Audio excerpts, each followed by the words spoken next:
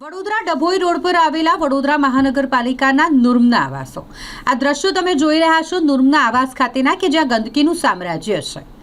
અહીં ગંદકી ચારે તરફ જોવા મળી રહી છે। આ જ નુર્મના આવાસો પાસે આંગણવાડી આવેલી છે ને આંગણવાડીની આસપાસ પણ ગંદકી જ છે। ચારે તરફ ગંદકી અને દુર્ગંધ ફેલાઈ હોય તેવું અહીં વાતાવરણ છે।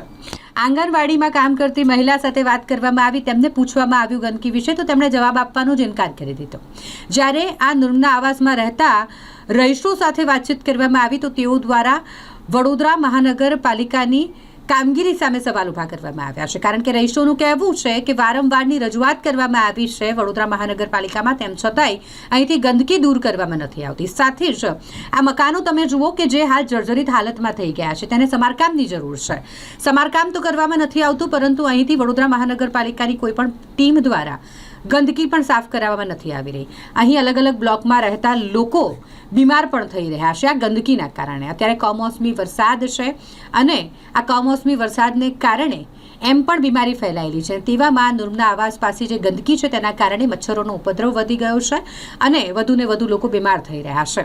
તેવામાં વડોદરા મહાનગરપાલિકા દ્વારા વહેલામાં વહેલી તકે અહીં નુર્મના આવાસની આસપાસ થયેલી જે ગંદકી છે તેને દૂર કરવામાં આવે તે જરૂરી બની ગયું છે। રહીશો દ્વારા પણ આ મામલે પાલિકા સામે રોષ ઠાલવવામાં આવ્યો છે।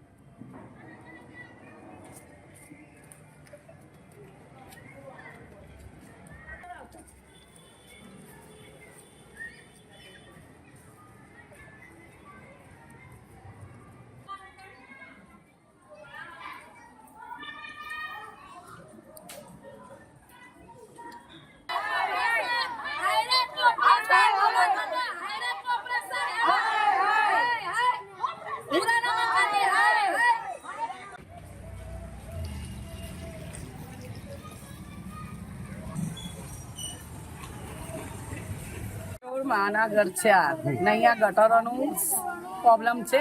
અહીંયા ગટરો બહુ ભરાય છે ને રોડ બી નહીં બનાવતા, ગટરો બી નહીં બનાવતા ને આટલા દિવસથી બધી ગટરો ઉભરે છે ને અહીંયા ઘરના બી ઉરાના મકાનો એવા આપેલા છે ને કે બધી પાણી જરે છે, બધું ઘરમાં બધું રિપેરિંગ કરીને બી નહીં આપતા। અમારી માંગ આટલી જ છે કે ગટરો સાફ કર ના ઘરનું બરાબર એ લોકો રિપેરિંગ કરીને આપે ને રોડ બનાવે બસ આટલું જ છે। અરુણાબેન કે અમે ખાનના રહેવા આયા ને તાસી મારી રજ્જુ ગટર કોઈ સાફ કરવા આવતું નહીં। અરજી આપીને ગયા તો ગટરો ઊંચી કરતા નહીં। ગટરો ઊંચી કરવાનું કહે તો તમારા ખર્ચાથી તમે ગટરો ઊંચી કરો અને તમે બનાવો, અમારા કોઈ લેવર દેવર નથી એવું કે લોકો તો કીધું કે અહીંના ઉરાના મકાન આપેલા છે તો સાહેબ તમે અરજી આમાં હાલ કરે તો તમે સાફ કરવા આવો થોડું તો હમણાં હાલ છોકરાઓ બીમાર પડે, અમારા ઘરમાં નકરી બીમારીઓ ફાટી જાય, કેટલા દવાખાના ભરાઈ જાય તો કોઈ આવતું નથી આ સાફ કરવા। અરજી આપેલી છે કેટલી વખત આપી અરજી તો એવું કહે છે કે વેરા ભરો અડધા ભરો ને અડધા જણ નહીં ભરતા તો કેવી રીતનું ભરવાનો વેરો? શું માંગ છે તમારે? અમારે તો અહીંયા રહેવાનું છે ને એ સાફ કરાવો ખાલી ગટરો બસ।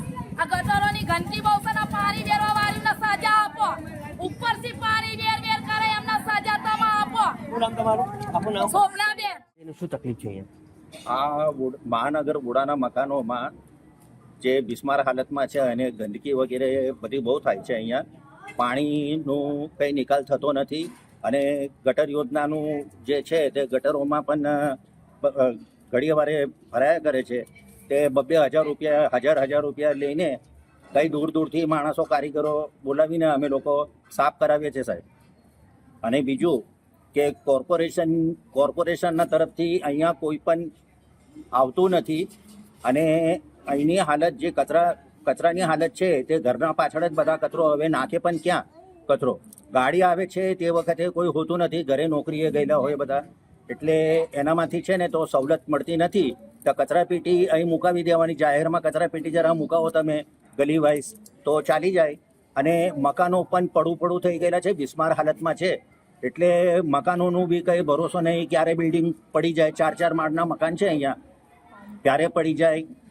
અને પાણીની પણ વ્યવસ્થા બરોબર નથી, પાણી પણ એટલું બધું ગંદુ આવે છે સવારે, અને એટલું ધૂળ રેતીવાળું જ પાણી આવે છે. ગટરનું બધું એ પાઇપલાઇનમાં બી એ એટલું બધું ભંગાણ થઈ ગયેલું છે, તે પાઇપલાઇનની બી કોઈ હાલત જોવા માટે આવતું બીમાર બી નથી. છે અહીંયા, બીમાર બી છે અહીંયા લોકો. અને અહીંયા ગંદકી માટે બીમારી એટલી બધી ફેલાયેલી છે કે નાના બચ્ચાઓ પણ છે અહીંયા. અને હું હમણાં હાલમાં એ જ હાલતમાં છું, બીમાર હાલતમાં જ છું. તાવ ઠંડી જ આવે છે, તાવ ઠંડી ઉલટી અને એનો વાવડ ચાલે છે બધો, એટલે અહીંયા કોઈ ઝાંકીને જોવા માટે આવતું નથી સાહેબ. શું નામ તમારું? મારું નામ મનોજ પાંડુરંગ જાદવ છે.